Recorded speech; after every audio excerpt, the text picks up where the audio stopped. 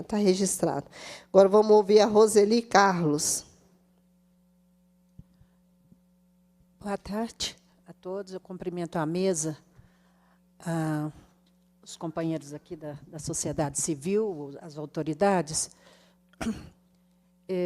A gente não aguenta ouvir e nem falar, às vezes, pela emoção, né?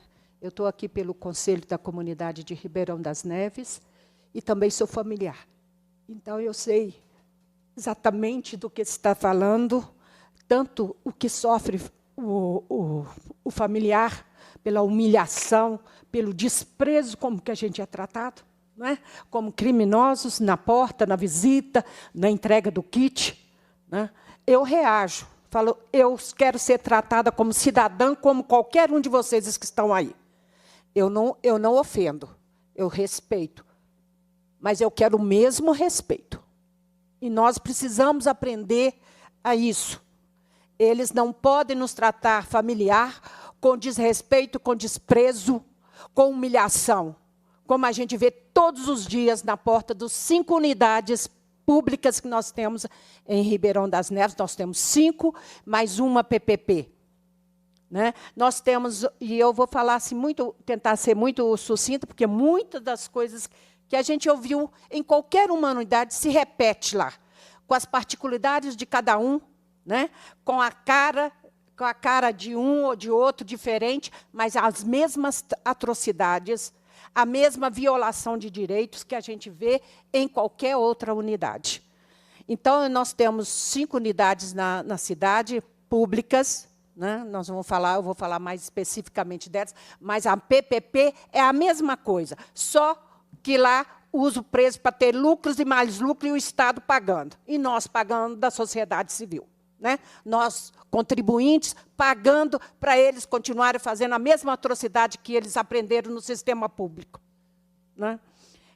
Então, eu vou falar também de 2003 e 2023, 2024, as principais, as recorrentes denúncias ou as recorrentes situações de violação de direitos que a gente presencia nas inspeções que a gente realiza, o Conselho realiza, né?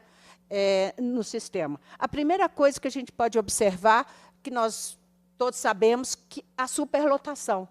Nós temos em Neves uma superlotação de 100% a 300% da capacidade daqueles presídios. Graças a Deus, nós temos hoje uma juíza que é competente no cumprimento da lei e é justa no cumprimento da lei, mas ela não dá conta, o que sai entra 2, 3 vezes mais. Nós temos celas que cabem 8 com 30, 33 pessoas. E nós não estamos falando de mais vagas, não. Nós não estamos falando de mais construção de presídio, não. Nós estamos falando de mudança da lógica e da política de encarceramento em massa, que perpassa a lógica do policial e perpassa, inclusive, a lógica do judiciário, que é de punir. E pune os pobres, os pretos e os jovens. Pune a periferia por existir, simplesmente por existir. Porque aqui eu não vi nenhuma mãe falar que quer impunidade para os seus filhos. Nenhuma. Nem eu quero impunidade para o meu irmão. Eu quero respeito, eu não quero tortura. Eu quero que eles sejam responsabilizados e saiam de lá refletindo um outro projeto de vida. Que eles saiam e escolham outro. Do jeito que eles são tratados lá, eles vão sair, é pior. Nós sabemos disso. Adoecidos, porque eles não vão ter, né? Não vão ter mais capacidade, muitas vezes, o meu, que tem mais de 65 anos, possivelmente não vai ter mais capacidade útil, né? De ser útil, de ser produtivo na sociedade. Ele cometeu crime, ele cometeu um erro, na vida dele, ele está pagando. Então, nós não queremos. Então, a primeira coisa que eu quero falar sobre essa superlotação e da mudança de lógica da política de encarceramento de massa. A outra coisa é a retirada do cigarro, essa outra tortura legalizada pelo governo de Estado. Retirar sem uma política de atendimento de saúde, sem uma política de redução de danos. Da noite para o dia. Eu presenciei um caso, um IPL, numa das unidades, que usa o cigarro de forma de 60 cigarros por dia. Ele foi para a unidade, foi para o hospital com taquicardia, com arritmia e com insuficiência respiratória, a ponto de morrer. A ponto de morrer. E aí é o uso do K. Mas tem que ser o uso do K. O que ele vai substituir? Ele vai usar o que ele conseguir na sua frente para substituir aquela crise de abstinência.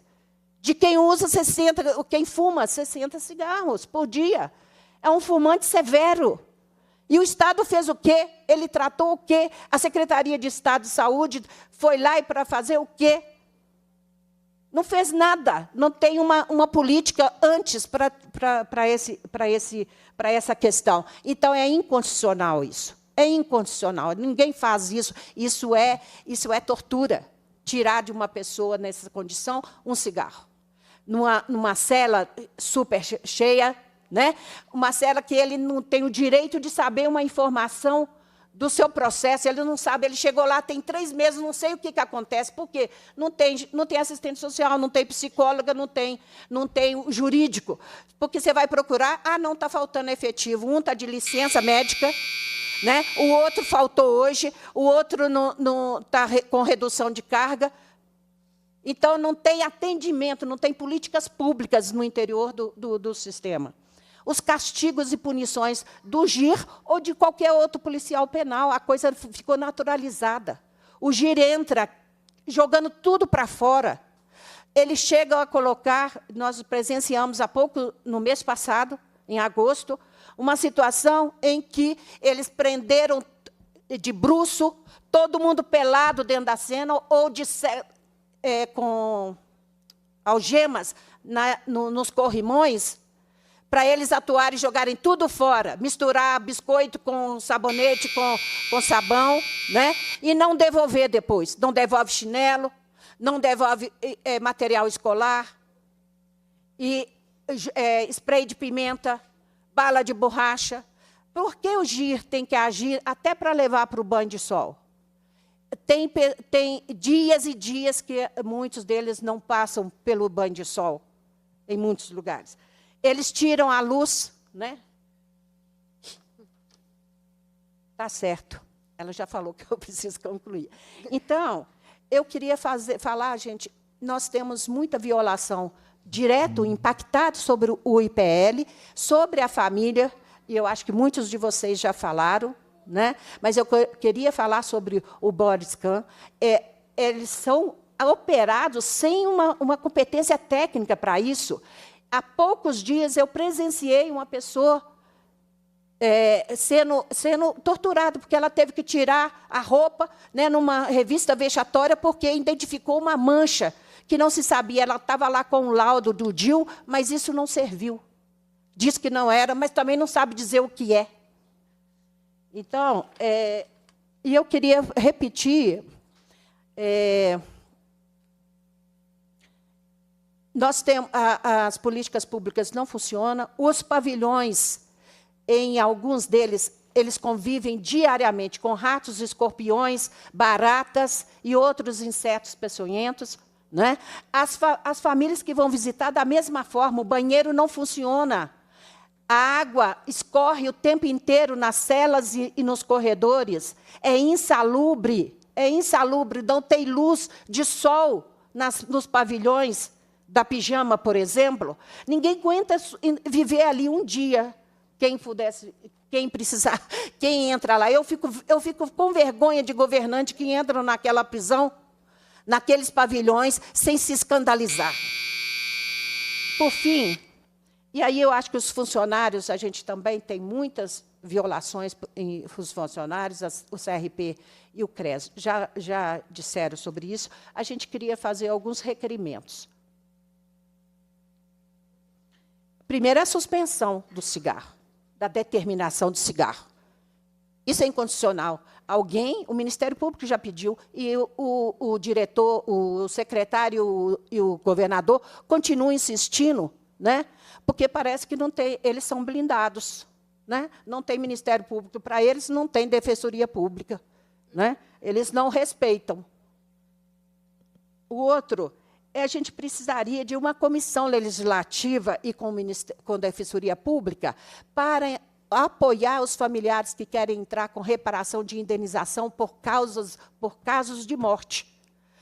Nós estamos vendo, o ano passado teve casos de morte numa das unidades, de 53 mortes.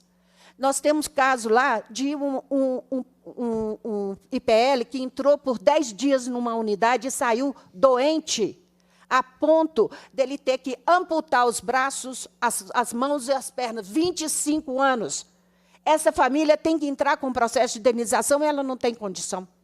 Então, tem que ter um apoio jurídico dessa casa e da Defensoria Pública para pedir reparação indenizatória do Estado. Porque aí eles vão mexer no bolso do Estado, acho que vai começar a pensar.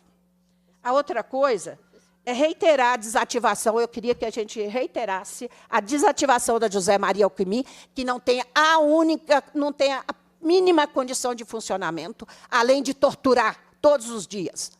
Né? E não tem condição de funcionamento, tem goteira, tem água, falta luz, falta tudo, e não tem efetivo. Lá tem uma psicóloga, quando deveria ter 9. Exigência de concurso público, nós precisamos exigir. Né? Já falou aqui que tem mais de 13 anos, mais de 11 anos. E uma gestão junto ao Ministério da Saúde para ampliar o quadro do PNASP. Nós temos 5 prisões públicas e temos 2 PNASP. Que agora o Estado não contrata mais médico, mais equipe médica. Fica pedindo emprestado do PNASP. Né? Ou põe psicólogo emprestado do PNASP para o TCD, CTC, não é?